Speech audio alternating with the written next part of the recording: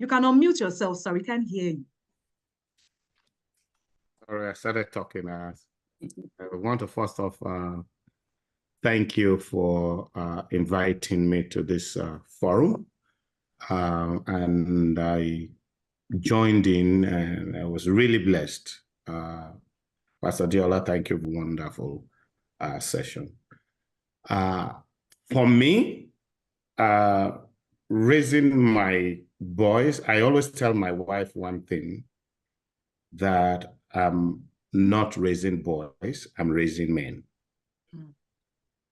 So from when they are babies, there are times my wife would say, oh, let these children be children. I say, yes, they are children, but as they are children, they ought to also be men. So I start that with knowing how to take care of the house. When my boys were even 2, if I'm traveling out of town, I will call the 2 boys and say, I'm not going to be around. Guess who is in charge? You guys are in charge of the house, and you got to take care of your mother. You got to take care of your sisters. And up until today, now they are grown. If I'm traveling, the boys will say, okay, daddy is traveling, now you're come, listen. You know, that is not going to be here. Daddy's rule is different from mine. This is how I run my show. And, you know, we laugh, but it's that mindset that I'm not raising babies or boys, but I'm raising men.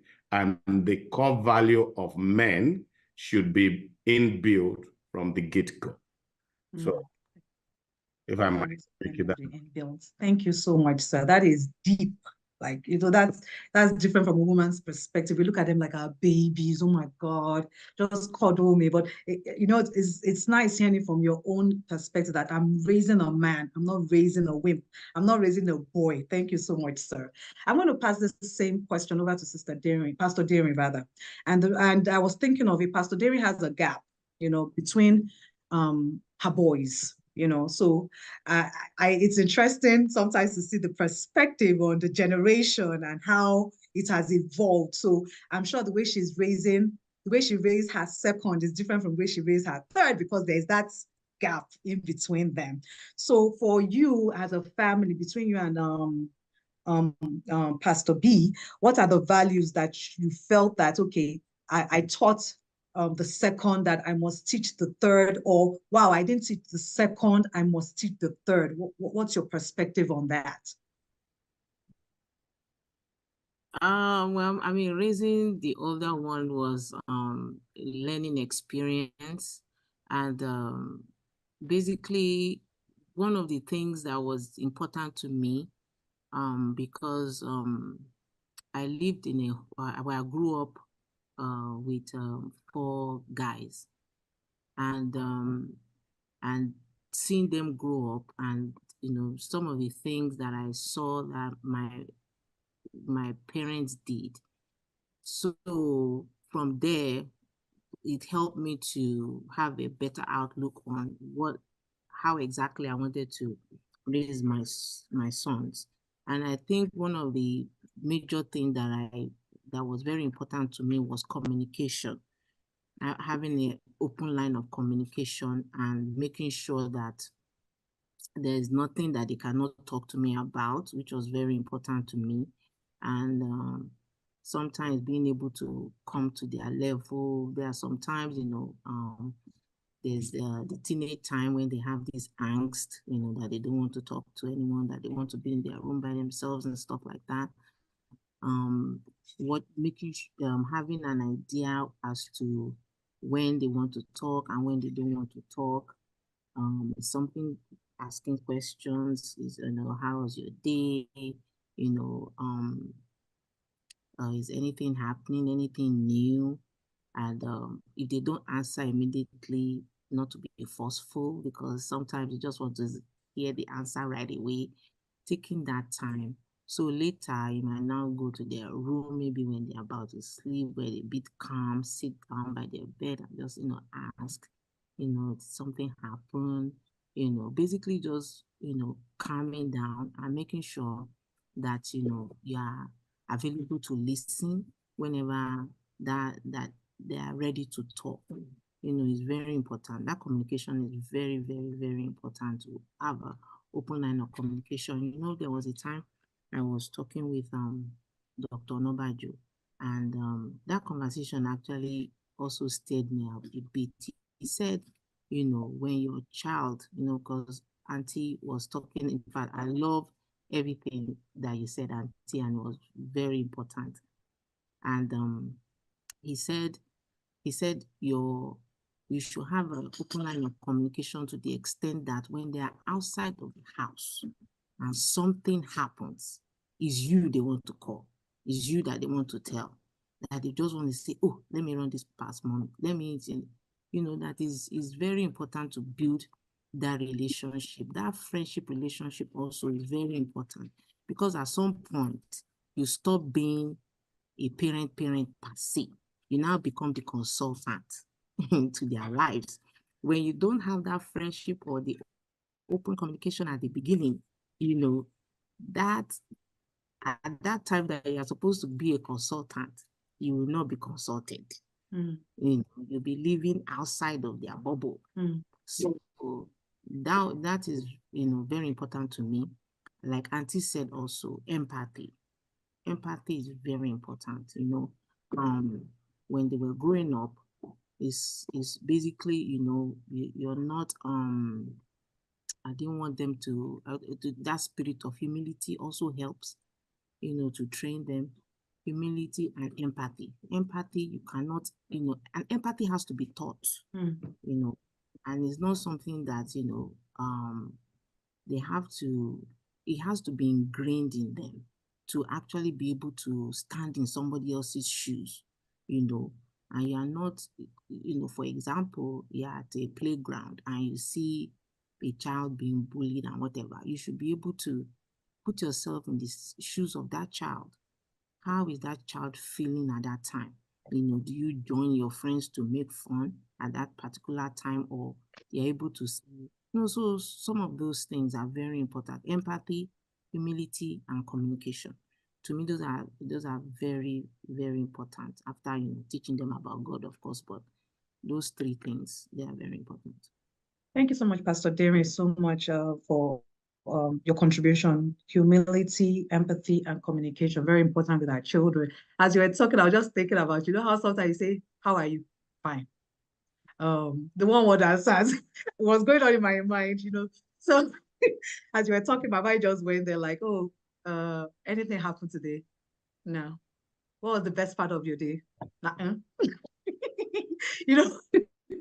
So, but I heard you say just pick the best time, You might just leave them as is at that point in time. Then later on, just go sit with them and just, speak with them. And at that point, they might be willing to speak at that point. So more or less feeling the temperature of that child. And one of the things I've also learned is that, a lot of times, the child has gone to school all day and the child comes back and we're bombarding that child with, so many questions. A lot of times it's just better for them to just let them unwind. And later on, we can all go back to them and say, okay, how was your day? Did anything? Just trying to make small talk with them. I pray that God will help us in Jesus' name. Amen. Before we continue, like I said before we started, when we started rather, that there's a link, slido.com, and the chat. If you have any questions, you can put it on slido.com, or you can put it on the chat, or you can raise your hands if you have any questions, and I can beckon on you to ask your questions or make your contributions. Sister Biola, is there any question on slido.com before I continue? Not yet. Okay, thank you so much. All right, then the next question I have and this is going to still be for Pastor Somori, because Pastor Diola has kind of covered her own perspective on that. I know that the children are not married yet, but of course they are going towards that direction by God's grace. How do you prepare and for marriage? Go ahead, sir. Well, I think the biggest thing is depending on God for everything. So I can only tell you what my experience is as of this minute. I say that because my kids are not married yet. My brothers, girls, they are not boys, that are close to that age, or they are actually in that age range. And then even my own children. Two things: prayers, communication. With work, every summer, I try to make sure that my kids work in my office. I actually involve them, even though then sometimes they don't really want to do what I do, but I tell them I understand.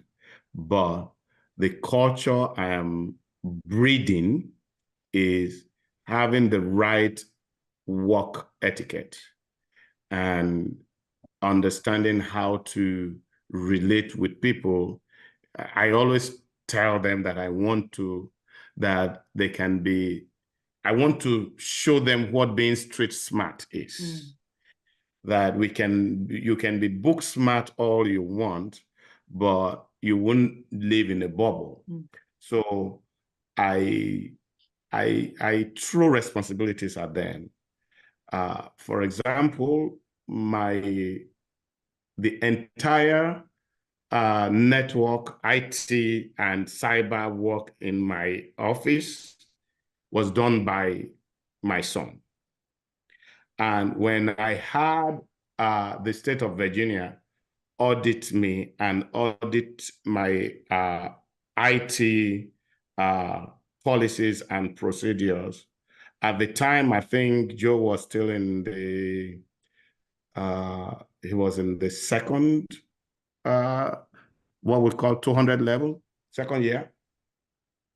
But and I taxed him to do the job because he's in that line, and I'd made him to write some certification exam. So I told him, your first place to put this into to work will be in my office. So if you make mistakes, we will get it. If you do well, we will get it.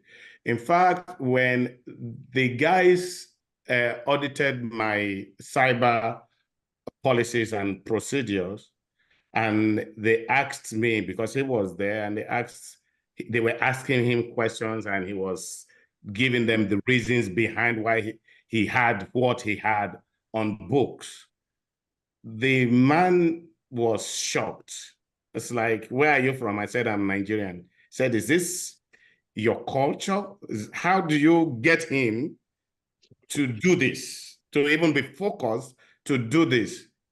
I was like, well, it's just what we do as Africans. I guess that was the only answer I could give him, because I didn't want to go into spiritual aspect of it. So actually making them hands-on and having them see the reason why you are doing what you are doing, or why you want them to do. The guy actually was saying, hey, will you come and work for us in the state of Virginia? I said, no, he needs to graduate. So until he finished, I don't want discussion. So, and same thing with even real life. Both my boys, even my girls, I would take my daughters to restaurant, like on a date, and we discuss, and I say, hey, these are guys, and this is what guys do, and this is how they may want to deceive you. When you see these are traits you see. And then I also take my boys, I go out with my boys. Sometimes if I want to do something for their mom, I would take them with me. Valentine's time days, sometimes I want to buy something, I'll take them with me, and I'll say, hey, you choose which one. If you were in my shoes, what will you like? And if you were in my shoes, how will you present this? How can you make it fun? You know, we do that. I involve them, we do that together. And my hope, they are not married yet, but my hope is from what they see, they'll be able to glean a thing or two that will form part of them as they are growing. And I made it a culture that birthdays, Mother's Day, not only do I buy gift, I'll give them money to buy, and especially the boys, and present to their mother or their sisters. And I want them to begin to learn so that when they get to that level, when they have somebody they are courting, it will not be, because God is not going to come from heaven to show them, right? So it is what they see.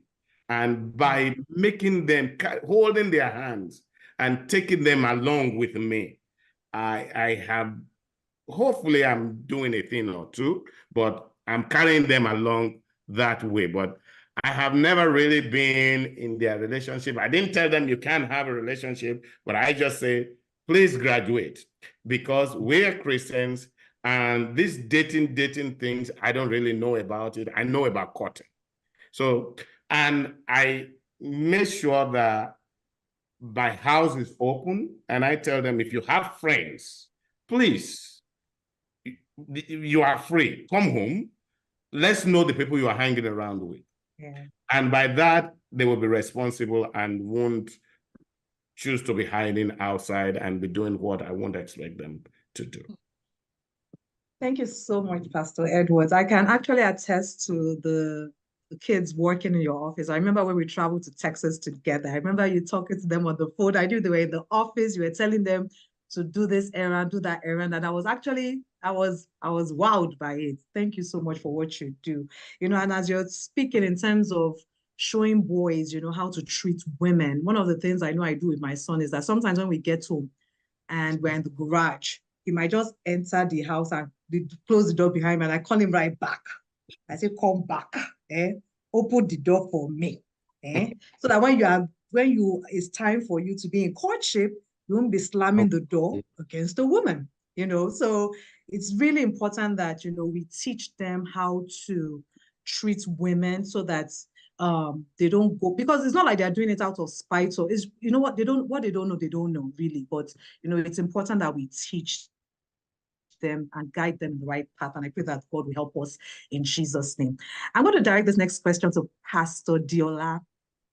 We live in a generation whereby when you think about resilience, people say that the boys of this generation are not as resilient as our previous generation. So there are things that, maybe our fathers could take, our brothers could take, but this newer generation, the younger generation, it's like everything is mental health. And not to diminish mental health.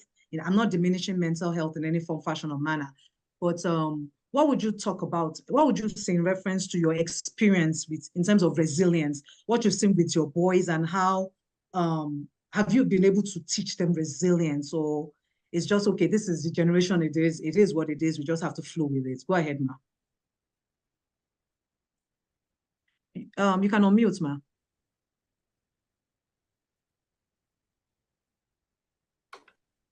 Thank you, Pastor Busola.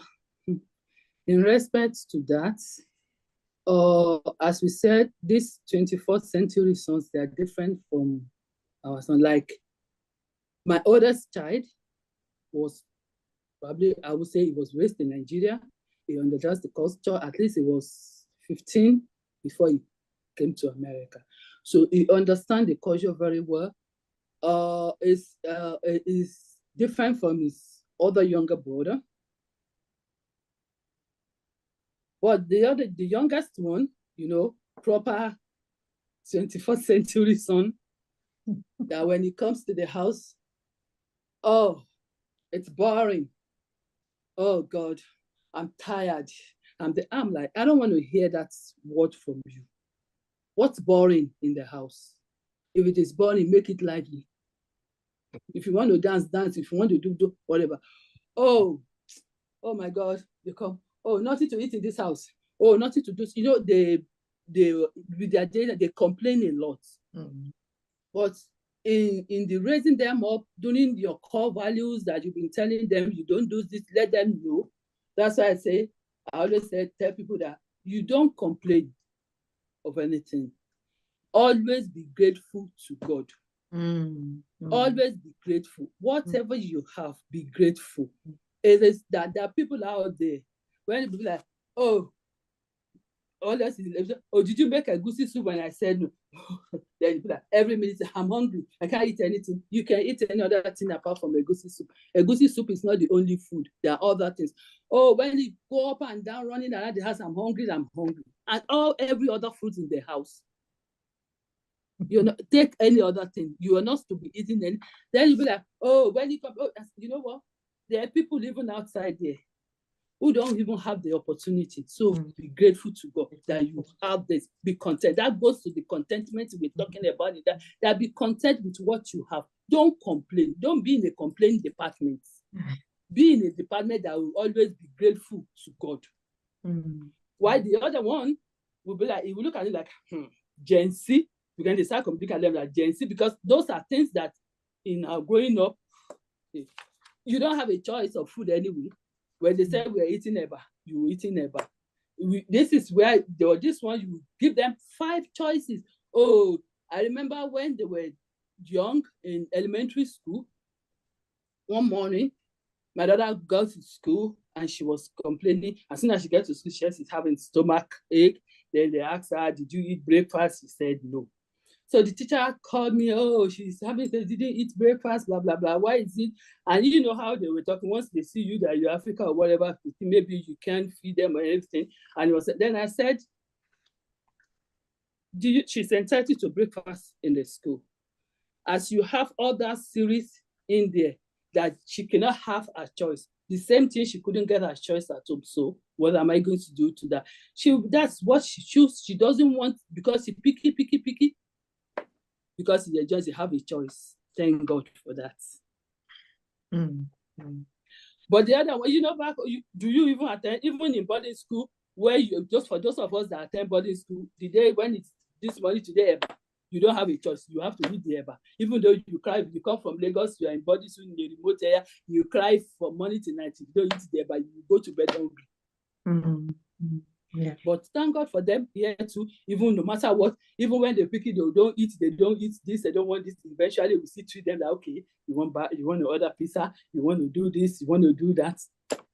Thank God for that. Thank you so much, Ma. Thank you so much. I'm going to address direct that question also to Pastor Daring. How are you building resilience with your boys? Do you see a difference in the resilience of your first son versus your second son, due to the generation difference between them? Go ahead, Sister Jerry. Yes, in fact, there's a difference even in the times, right? It's like the children now, they're a bit I don't know how to put it. It's like they want everything now. They're more their mind is more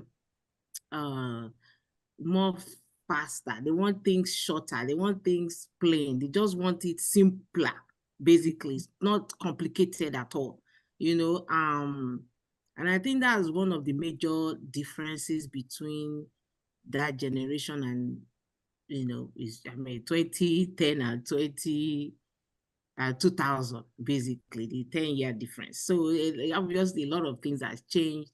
They are more, even though we are taught 2010 that the children were a bit more they wanted things now. The generation now, they are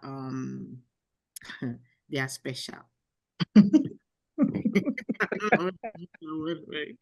They are special, and they need more attention. Open communication, like I said, is very important, because they can easily just withdraw into themselves. You have to pay more attention.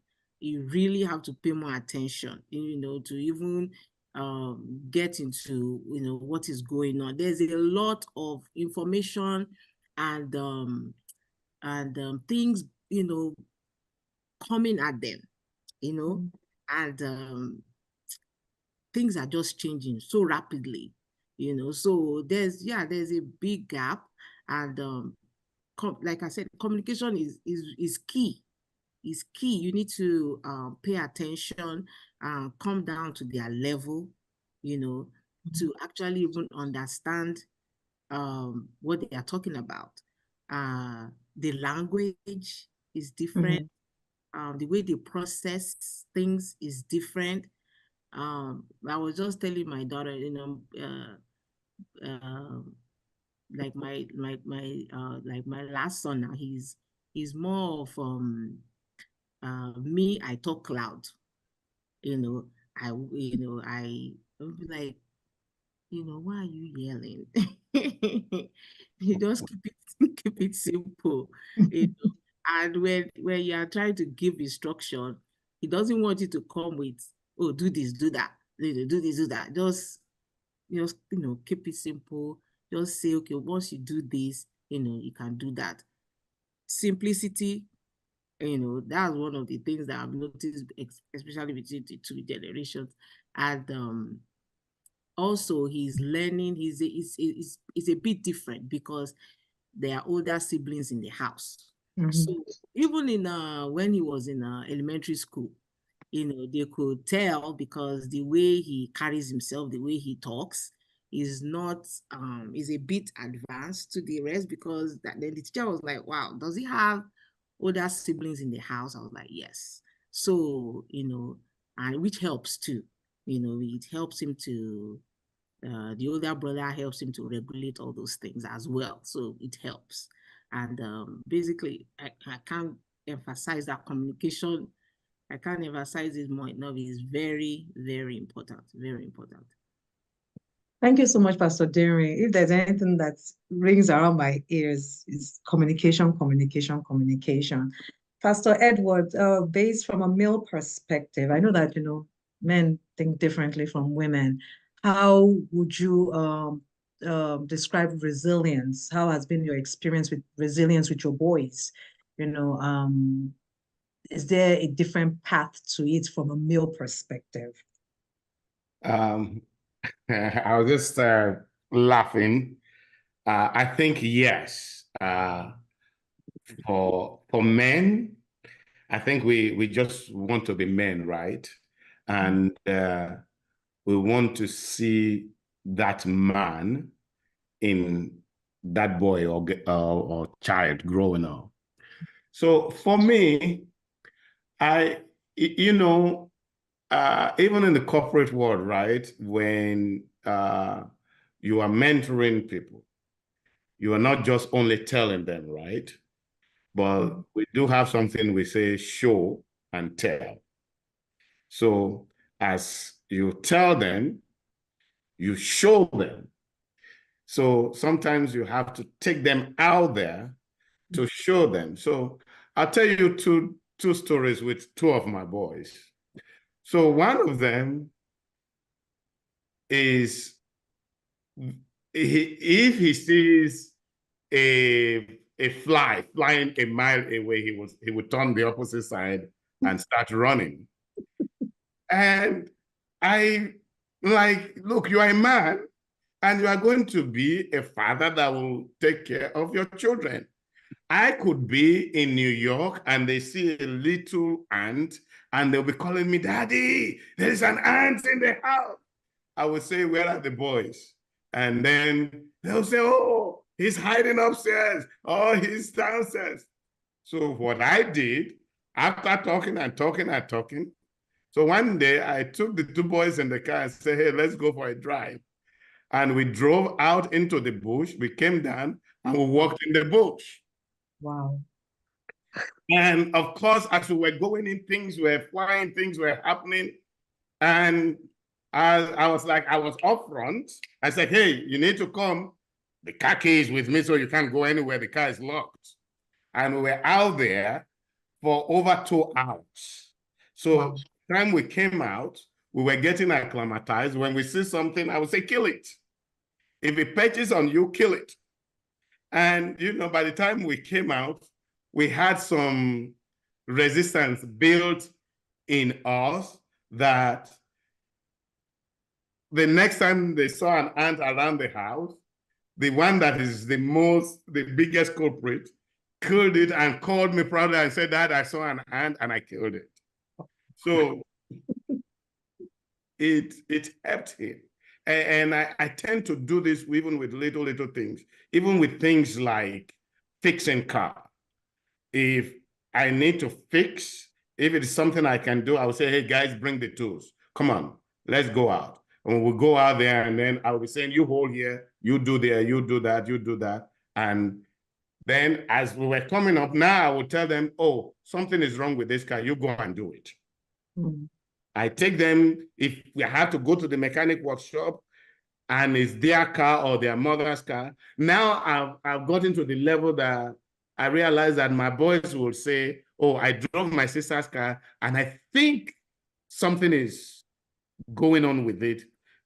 I want you to confirm what I'm thinking. Wow. And then if I say, okay, sometimes I say, okay, I'll confirm. Sometimes I say, okay, if you're feeling that way, then you go.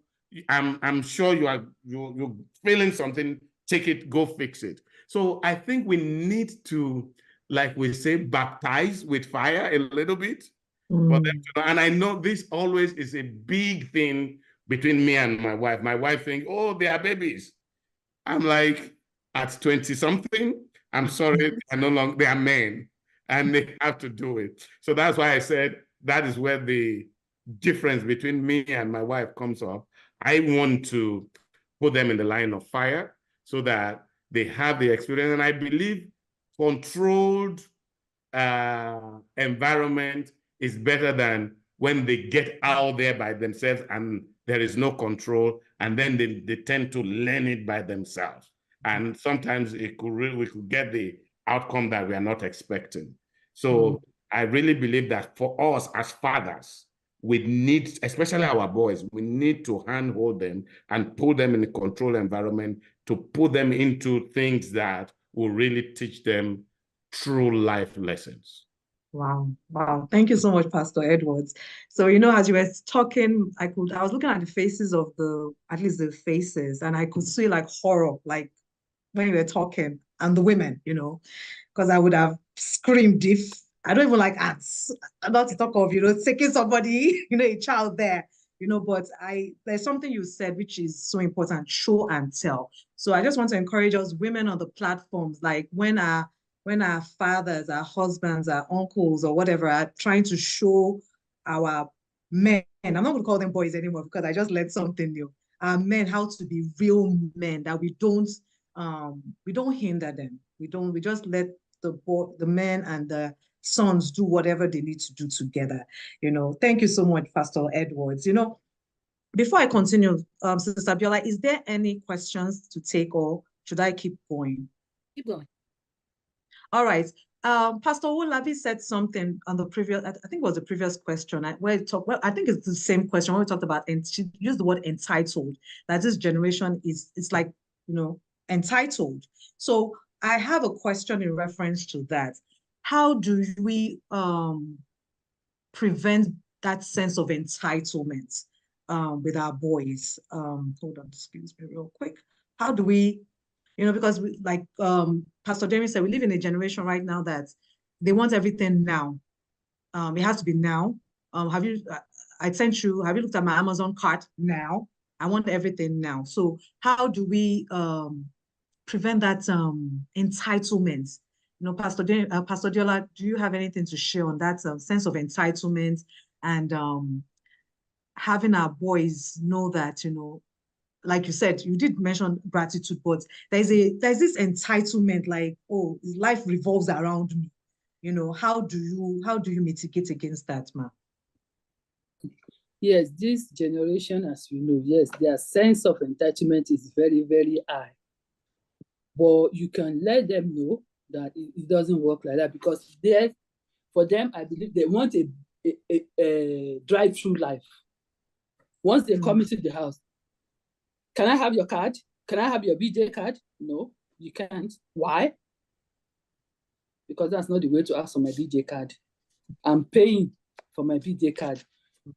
If you want BJ card, you're working now. Okay, go get your own. You see, we just need to tell them once they come out with their sense of entitlement because they believe everything, as I said, boys, they stick to their mother for a longer period. They think their emotional support, they want it. So with that, they feel that when they come in, they can just ask you. That's why they want to, a child who is going to school and have an assignment due or have a school fees to pay. You know you're going back to school next week, Monday. You still have some bills to pay. You kept quiet. You now came on Sunday nights. Oh, Mom, you know I'm going back to school tomorrow and I still have those bills to pay. When they come like that, the first question I said, oh, they just send the bill now? Did they just send it now? Whoever, they just gave you the bill right now. Oh, no. I said, okay, you can pay it tomorrow. Oh, you know, if I don't pay that, I said, yes, that's why you have to bear the consequence for your actions. That is not the way. Life is not like that. Mm-hmm. How do you know I have that money at home? If you have told me earlier, I can prepare for it. You see, that's why raising boys, they are different. You have the one. That's why I say you should be a mother who can to design and know how to manage their attitude, their behaviors. Because this one I'm talking about, there's still one that will tell you what is planned for next year summer. It will tell you next year summer, I want to do this, I want to do this.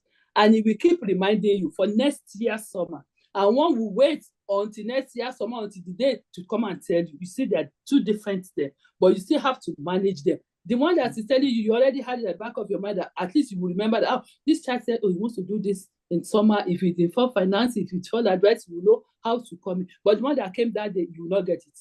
Period. You will not get it. And you're not going to die. That is it. Oh, are they going to do this? Yes. If they punish you, if they send you out of school for that, then you bear your own consequence, your own action. You have to, because that is where life it is. Then you sit them down again, tell them, no, I have told you several times, when you need something, ask ahead. There's no drive-through. Your home is not McDonald's that you can just drive to because you don't want to go. You don't have the patience to stand online. You want to go drive through and say, oh, can I have that burger? Blah, blah, blah. They give it to you. No, life is not like that. You have to calm down, calm down, calm down. Thank you so much, Ma. God bless you. Unfortunately, yes, it's not McDonald's, it's not drive-through, so we have to teach them patience. Pastor Derry, what do you think? What's your thought process on this in terms of, this topic? I don't think I have anything else to add actually what she said, because that's basically it. Knowing that every behavior has its consequences. Mm-hmm. And the world does not revolve around you, you know. So I was listening to a documentary by Simon Sinek, and he said even the entitlement even follows them even to the workplace, you know, and they, you know, what they want is what they want. And they notice that this generation, when they come to work, they want to work when they want to work. They take off when they want to take off. They don't even mind, you know, taking less hours. You know, okay, I know, just give me whatever I want to pay. I don't want to work more than 20 hours a week. They're that entitled. So, you know, just knowing and teaching them that this behavior, this is the consequence. And teaching them, that's basically behavior and consequences. Thank you so much, Pastor Derry. It reminds me of a situation that happened with us at home.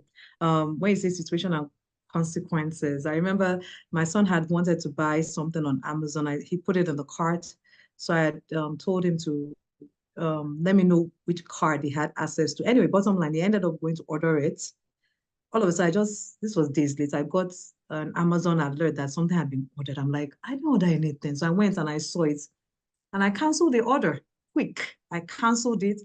I didn't say anything. I didn't say anything about it. And days later, he was asking me about it. And I was like, you don't do that. You know, you just don't go ahead and order things on my Amazon without, you know, getting the go ahead. So, you know, we got to do what we got to do at the end of the day, just to help them.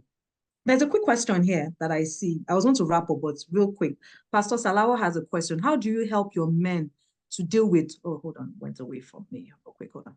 Let me see that. How do you help your men to deal with women at the marketplace? Good question. So, Pastor Darren, because you are in front of me, I laugh and I'll let you think. I'm sorry because you're in front of me. I'm sorry. How do you help your men deal with women in the marketplace? And why you marinate on that question? You know, we're in a generation whereby the women know what they want, you know. So I was having a discussion with one of my friends, sister friends a while ago, and we're just talking about, you know, the generation which we live in, that men have to kind of, I don't know if they can handle the women in their capacity in terms of what they demand when they begin to court. So we have, for example, and I'm just going to put it, let's say a lady that is already making 6 figures and she's wearing $1,000 boots. I'm just giving a scenario. How do the men compete with that? You know, so they got into courtship. I was trying to use the word dating, but Pastor Samori has held my hand. I can't use the word dating right now. So they're courtship, and maybe there's this expectation that, okay, I wear $1,000 boots. You're not going to buy me $200 boots. So I'm joining that question with what Pastor Busola is asking. How do you help your men deal with women at the marketplace? And not to say that there's anything wrong with women in terms of, by the grace of God, we're being empowered. You know, we're being recognized and being appreciated and being respected. So how do we balance all that? Thank you. I think that's a pastor summary question. All right, Pastor Samori, over to you, sir. Pastor Darren, they said, how do you help men?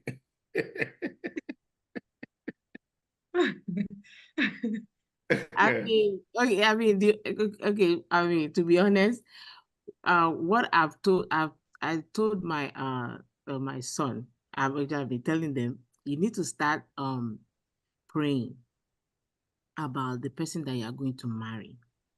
And it's very important because, you know, I am a woman, and a woman can be, like Pastor will always say, you have not been something ruined until you marry a wrong woman.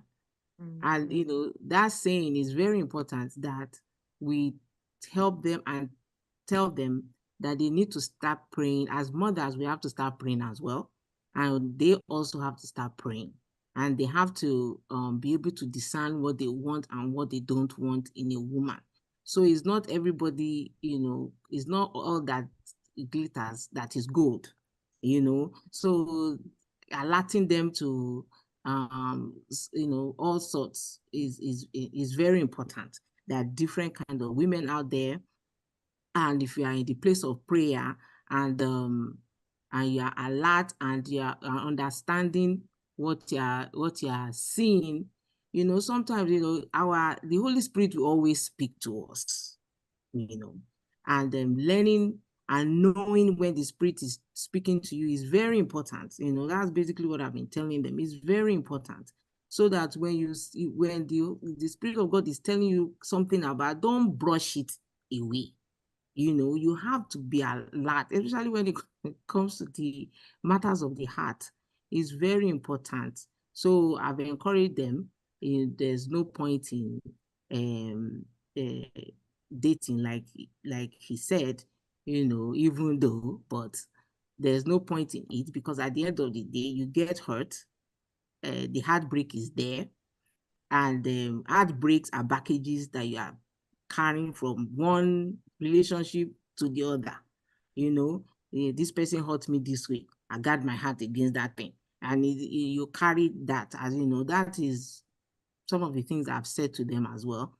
So being prayerful is very important, and being alert to what the Spirit is telling you as you are even being prayerful. And you have to look beyond the makeup, the packaging, all that stuff, the way a girl talks, the way they carry themselves, the way, I mean, there's so many things. So, you know, there was a time, you know, there was a girl. Immediately I saw the girl, like, no, you know. Anyway, things happen and stuff. I mean, I had to come back to me and say, oh yeah, mommy, you were right. I said, well, let's pin that so that you know that when I give you, when I say you should be alert.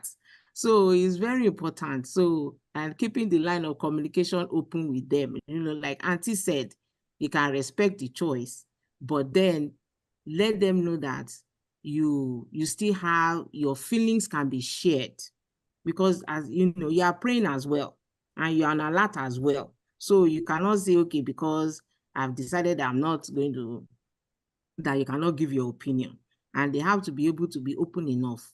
That's, you know, everything still come back to this communication. So that's my opinion. I'd actually like to listen to what Pastor Somori will add to that.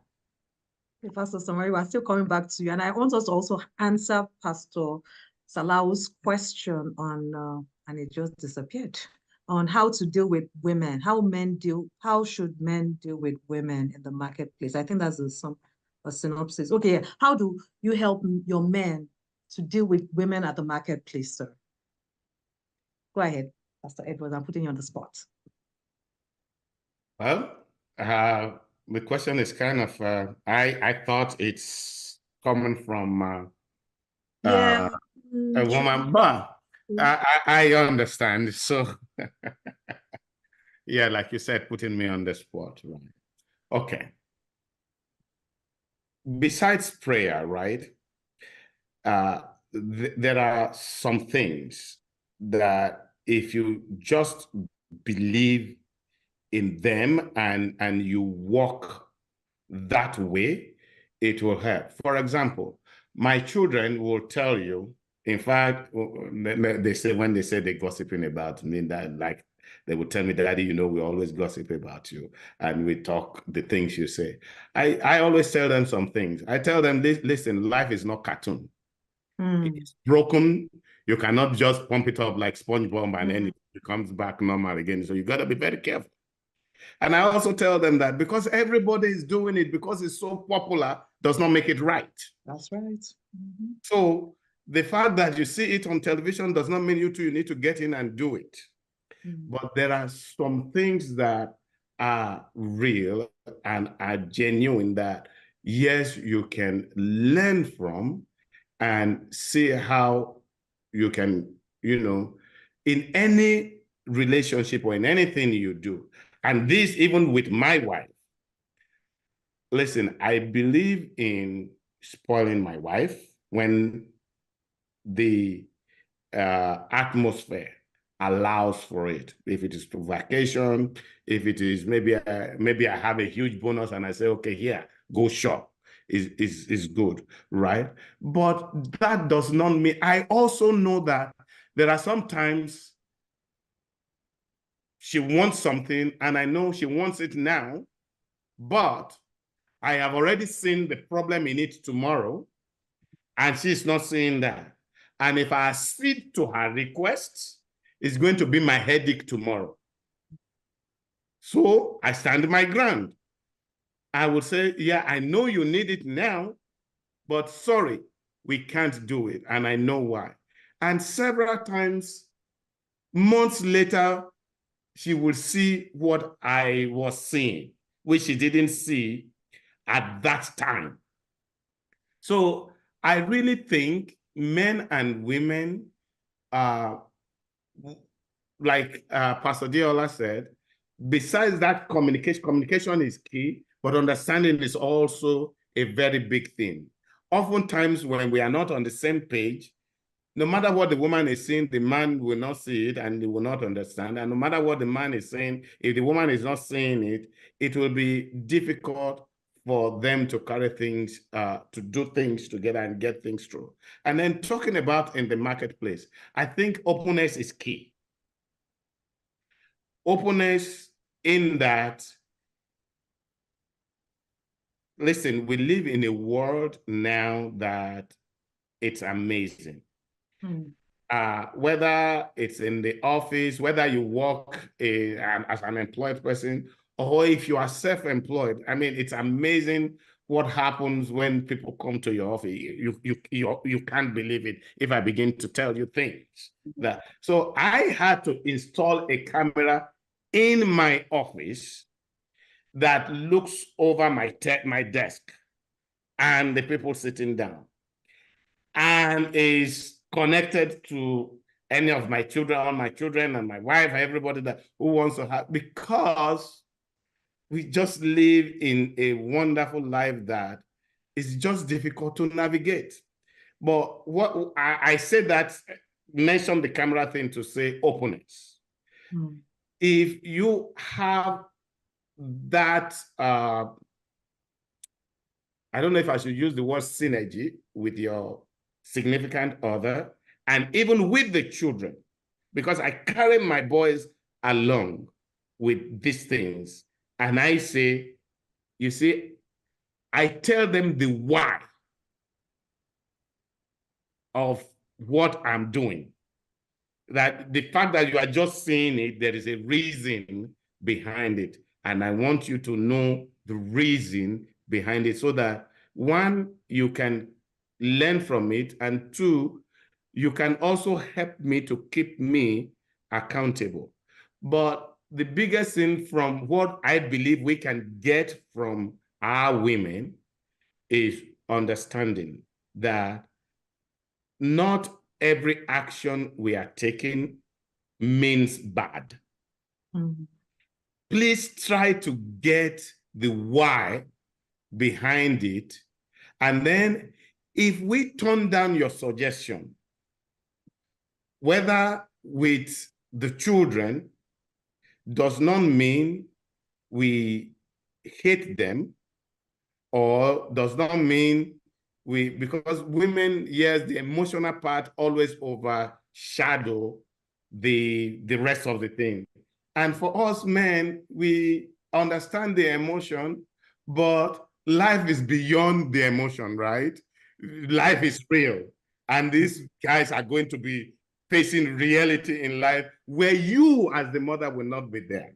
So I believe my job is to train him on how to self-sustain. And if you don't understand that, it becomes issue. So I just say understanding from both ends, and then yes, we want to hear you, but please also try to hear the why behind what we decide to do when we do it. I don't know if I really get the marketplace part of it well, but it's okay. I think you did a good job in terms of even relating it to the husband-wife relationship and communication. Pastor Darren is saying something, but she's on mute. No, I think I misinterpreted the marketplace. Oh, you did? What did you think it was? No. Oh, or you can say what do you want to add? Do you have any contribution you want to add to that? No, because I'm reading what Pastor Salawi is. I think she's talking about marketplace as in the job environment, work environment. Yeah, that's marketplace. That's marketplace, I think.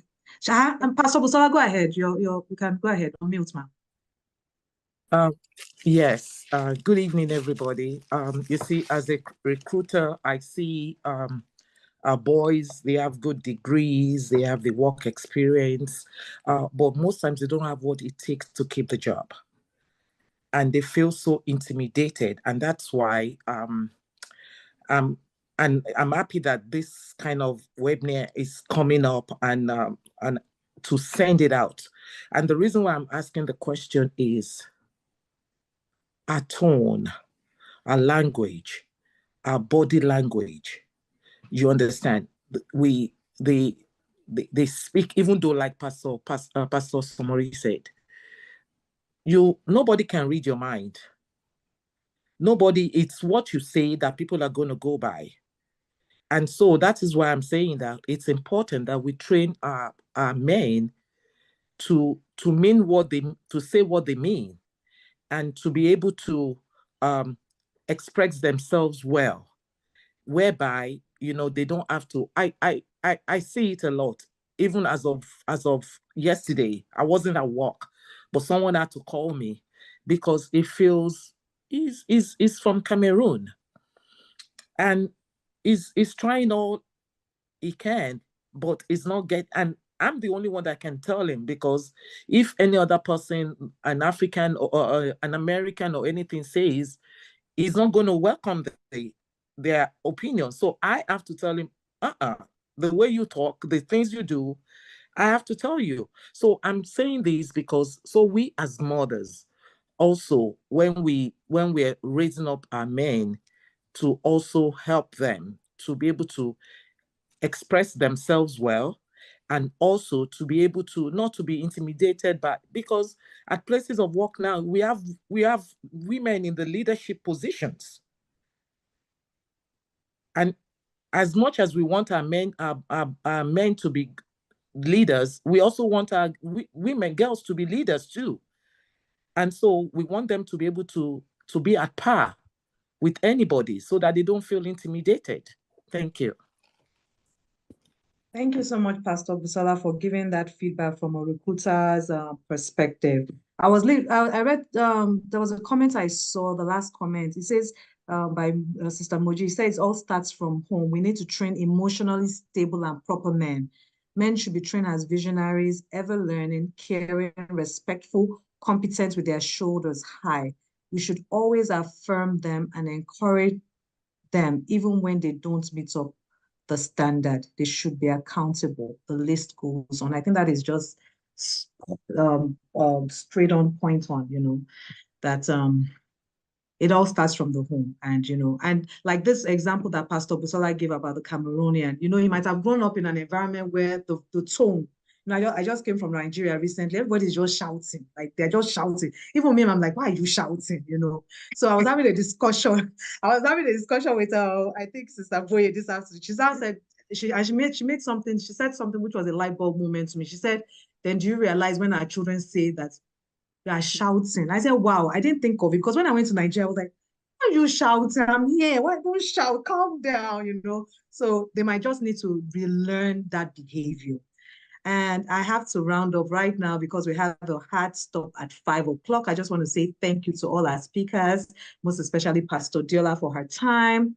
Thank you, Pastor Demi. Thank you, Pastor Somori, for jumping up in the last minute. And I'm going to hand it over to Sister Biola. Thank you.